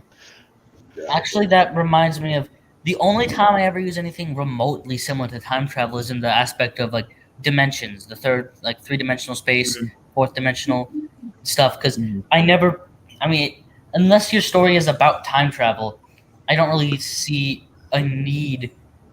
First off, I don't really see a need. The only thing I really ever need to, I don't see a need for time travel unless it's specifically about time travel. Right. And it's not like, why put it in? Like, you don't need to. Well, there's time dilation, which isn't exactly time travel. That's true. It is. It is like it is a very strange phenomenon as far as we can tell. But it's not like you're going back and grabbing the almanac and like betting on all the games like it is. And now that makes a good movie, and honestly, I think that makes a good RPG. Like if that's the universe that you live in. That's the thing about media is like you can put together these metaphysics that are just completely like you said dilation. Silly. What's up? You said dilation. I did say dilation. Say it again. I dilate all the time. I'm dilating right now. Good. It's the most worn number on my Nokia, that's for sure. Yeah. I love dilating. But I don't know. When it comes to actual time travel, I don't believe in like the congruency of different dimensions. And when you even talk to people that do like higher dimensional mathematics and stuff, you need a PhD to even understand what they mean, because it's like they already went through the kind of like unlearning everything that you've ever known about mathematics to get to the axioms that let you construct things that are outside of regular space. So it's like when people say 10 dimensions, the idea that they all function in a similar way to, you know, the physical and the temporal dimensions that we know is like not even close. It's one of those things for me that I don't think we can ever know. I don't think we can exist outside of Yeah, if you can't first, measure second, third. Can't measure You know, it might as well be magic. Right. I watched a bunch of videos recently on the upper dimension, so to speak, and it just starts to get, you know, It seems like we can really, exist really wacko. physically, but we'd probably just have a stroke. No, I mean, there's definitely people that study it, and there's definitely merit to the way that they do their work. But the thing is that there's such a small subset of people that have any idea what it all means, that like not going through that process of understanding fundamental mathematical, what I want to call it, kind of like process. It's like learning the scientific method, like, you know, what a scalar is and what a, you know, like what all these different parts of, like, you know, what a 3 space versus a 4 space means and all that kind of stuff. Like, unless you know at least some of that stuff, you can't even get in the conversation. Yeah, that's fair. Because they don't even like dimension and it means something to you, but it's like they're probably talking about something different. I don't even believe in talking curtain, but I'm talking to one. You know. Already then? I mean, what time is it? What time is it where you are at there? You know, it's 9/11 here. 9/11. It is. Yeah. 47 here. Yeah, I've already just been like, Bismillah all day long. Like, you know, I couldn't find any American flags to burn, so I had to go down to the deli aisle and find some American cheddar that the lady was giving out on plates. And I had to keep coming back for free samples. And so I lined up all these little cheesy biscuits with American flags in them, and I tried to set fire to them, but it didn't work. Wait a minute. I think I missed a crucial part of this conversation. Every time. It's 9/11 here. It's 9/11 here, man. Every time you burn an American flag, a Make America Great Again hat gets made. Is it weird that I bought my them together out of polyester? No, I'm just saying. Is it weird that I bought my MAGA hat from China? Yes. That is kind of weird. That's where they're all made. It is red. It is red. Yeah. Just remember that. Yeah. Oh, it's probably one of the fun things ever. So, I want the look of horror on my girlfriend's face when I was like, yeah, I'm celebrating 9/11. She's like, you just have to alienate yourself from every group of people, don't you? Everywhere you go. Yeah. So basically what you're saying is you're Stewie Griffin all grown up? Yeah, I'm an adult capable of making decisions.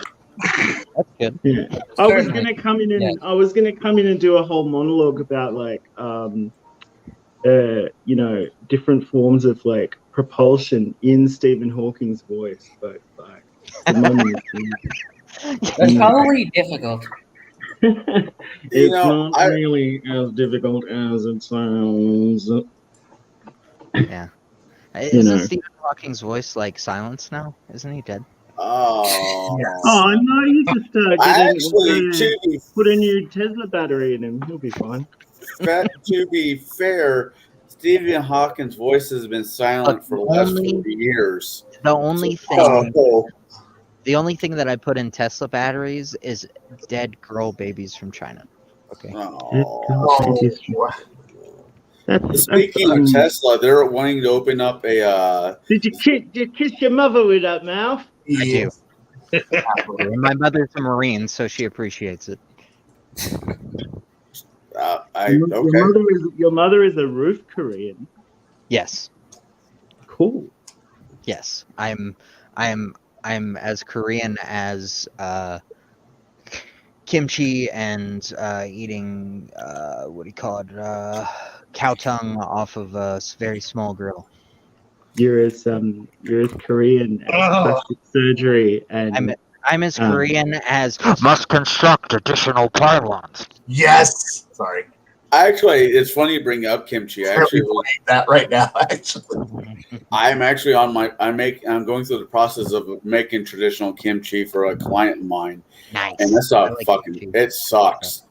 Aren't you a masseuse? He's in everything. No, I'm a chef.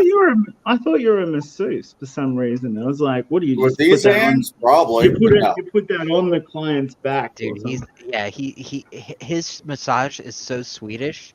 It's a Nordic massage. That's what I meant to say. Can't put it out though.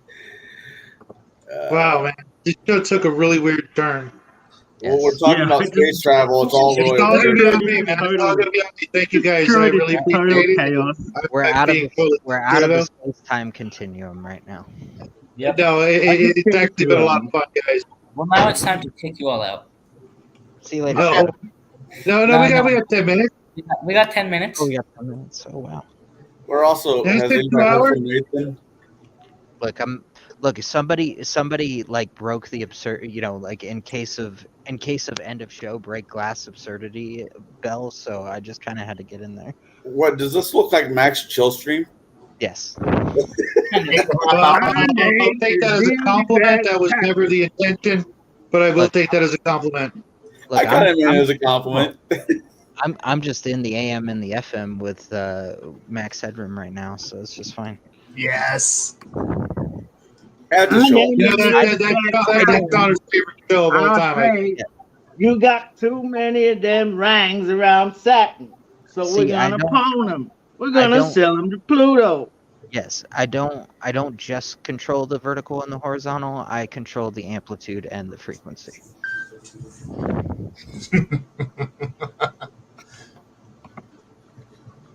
Oh. How about them bears? It has been a long day. I'm gonna have bear sausage in Finland. It's gonna be great. That sounds fantastic. It's gonna be good. I don't even know what to think of that. I have no frame of reference. I mean, I'm okay with eating more or less apex predators. Mm-hmm. But I just picture them as a steak, not a sausage. I feel like cheated if I'm having a sausage. It's like, give me a polar bear steak. I think I took down my Finnish flag recently. Yeah, but the reason that it's bear sausage is because the restaurant that it comes from is a traditional Finnish restaurant, so they have a lot of cured meats along with fresh vegetables. Right, yeah. So I think it's gonna be gonna be sweet. It's what is it? October 21st through the 28th. If you have your passport, you can still get tickets. We're going to Finland. We're gonna be dog sledding. We're gonna go see the Northern Lights. Chef's table at Olo. We're gonna I can't remember the name of the traditional what do you call it? That traditional restaurant, but we're gonna have dinner there. And there's like 120 cafes to hit in 7 days. So wow, we're gonna be running the whole time. Yeah, on 700 milligrams of caffeine an hour. I've had I think that would kill. Yeah, I haven't had caffeine in like 7 years. Well, then just get the regular latte then. I only drink water. I don't even know if I can handle instant coffee at this point. Yeah, that's all right. You just you keep up with the Aquafina and you can keep yourself. Aquafina is just salt in a bottle. That's all it is. I had bear jerky a couple years ago. It was interesting. What's it like? Well, the flavor was basic. What flavor did they use? No, they just did garlic. They did garlic, but it wasn't. I was expecting the bear jerky to be gamey. Mm-hmm. Hell, I've had dog jerky before, but that was on purpose. Excuse me, what? Korea? I had a Korean roommate. Yeah. Of course. But no, it had real mild taste. I'm trying to. I had a garlic, but it had real mild taste. It was stringy as hell, though. Yeah, it's okay. So I guess I gotta make sure that I I actually probably cut it up a little bit on the plate then. But yeah, well, anytime you eat a apex apex animal, it's going to be stringier than, let's say, you cows, chicken. Right, sure.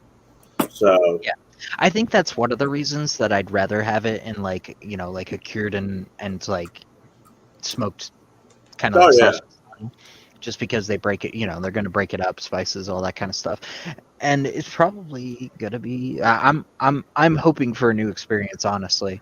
It's definitely an experience. Yeah. Oh, and the saunas, man, saunas everywhere. Our penthouse has a sauna in it. It's going to be great. I just want their prime minister. If I'm thinking of the right country, their prime minister is kind of hot. Yeah, because she was just in the news because she was kind of like she's kind of having a little bit too much fun on the government dime. She likes to party. Yeah, I caught that. I mean, she's like what, like early 40s or something like that. She's right. Something like that. Well, I'm just turned 39 this past weekend. Yeah, I just turned 36. So like, yeah, game on.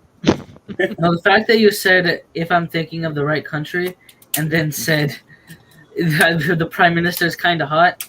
She is a bizarre combination of words that's oddly familiar to me for some reason. Look, I just don't know why. If Denmark's prime minister didn't look like, I don't know, Helga, Hellga from fucking American Gladiators, kind of, like, she would be hot. But she's a little too Third Reich for me. Oh. You know who I'm talking about. Denmark is actually one of the. Denmark is one of the few countries. No, I'm surprised I haven't looked into Danish politics. Well, Danish politics is it's pretty simple. It's we love Ukraine for a very certain reason. I'm just gonna leave it at that. Ooh. Mm-hmm. Really?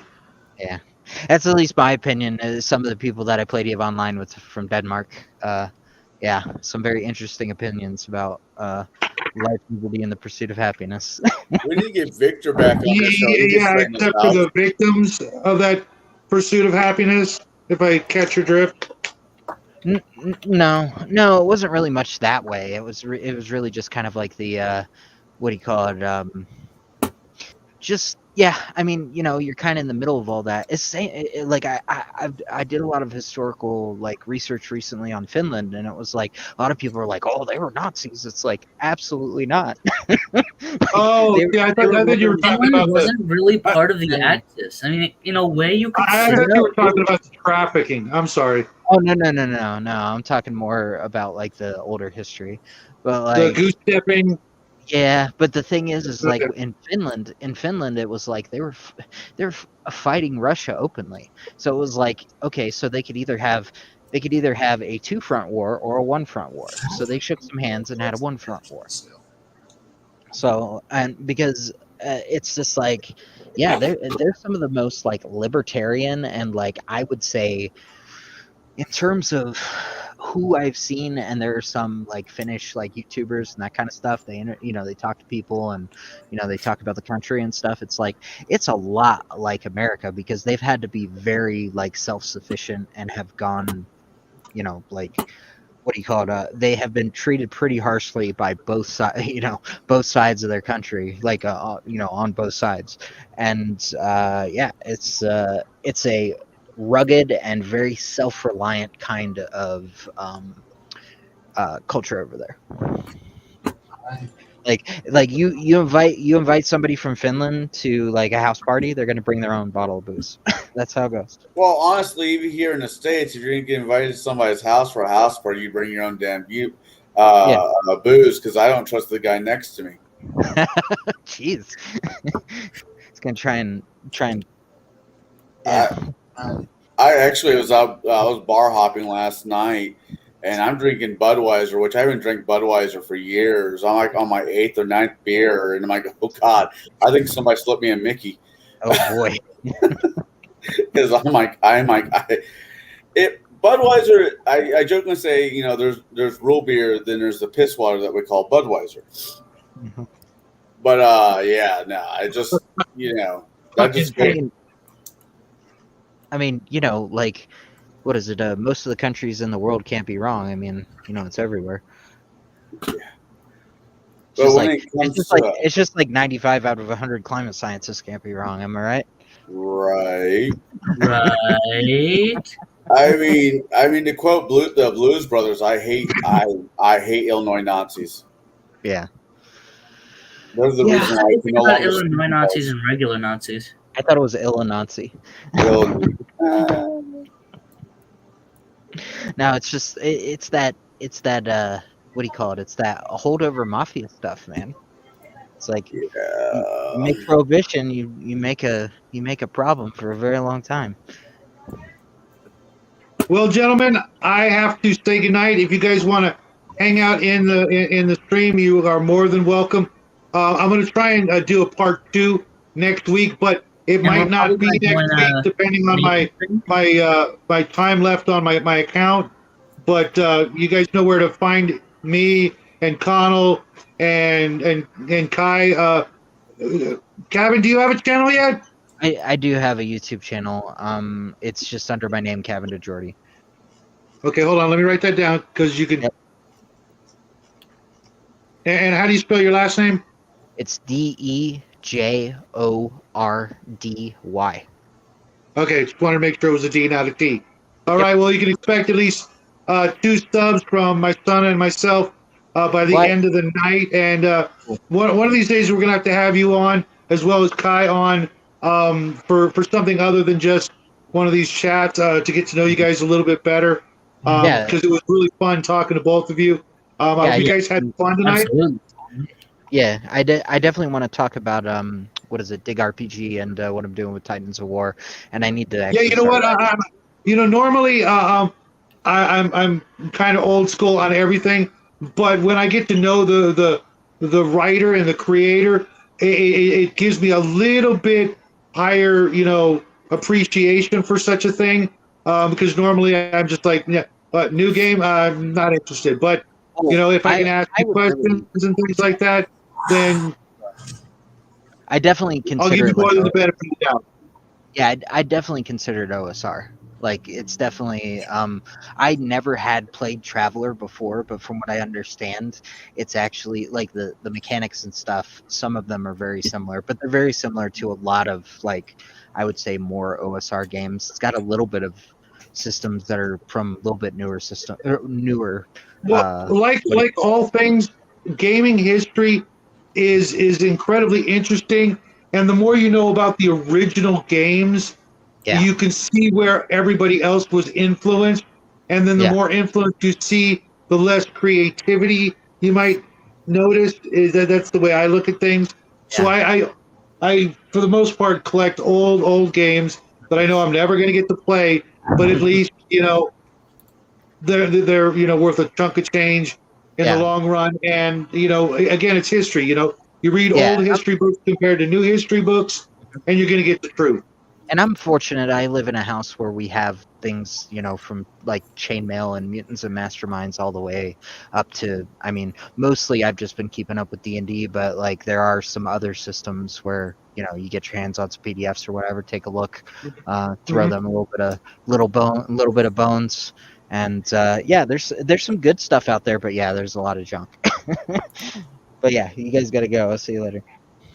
All right. Take it easy, guys. Have a great weekend. Enjoy the weather. We'll see you guys all real soon. Take care. Oh, and just so you guys know, we're heading over to my friend Nathan Allen. He's he does a paranormal show, and we're going to be there till the wee hours. We just promised him we'd be there at 9. I'll be there. You're all welcome to join us there. Hold up. If you want to find him, don't look up Nathan Allen. Connell, you already know this. So that's how you know this, but I'll just say, don't look up Nathan Allen. Add Final Faction to the end of it, because that's the easiest way to find his channel, because we're not looking for a black musician. Well, or if you are, it's a really good musician. I did actually watch one of the videos. I'm going to go over there and look for it. All right. Does Nathan? It's not everybody's cup of tea, but he's a good friend, and we always have a good fun hanging out with him. And it's it's kind of a positive place. So, if you're into the weird shit, ghosts and UFOs and things like that, that's where you can find us. We'll see you guys there. And until then, hold up, what? I'm gonna see if I can. All right, is it all right if I show the slight progress that I've been making so far? I'm not sure. Yeah. Go ahead. Yeah. Right. If you can do it, because I have it open in a new tab, because I might actually be able to do that. Okay, if you can do it, do it. This is what the little guy's been working on. It's just a short video, I believe. It's only like 44 seconds. Entire screen. Sure. Yes, sure. All right. Is my screen showing? Yeah. Okay. This isn't working. Hold on. Yes, I know. Okay, this is a disaster. All right, I'll do it later because this doesn't work. Okay. All right, guys. I might do it on Nathan's stream if I can figure out how to do it. All right. Love you guys. See you guys later. Bye. Bye.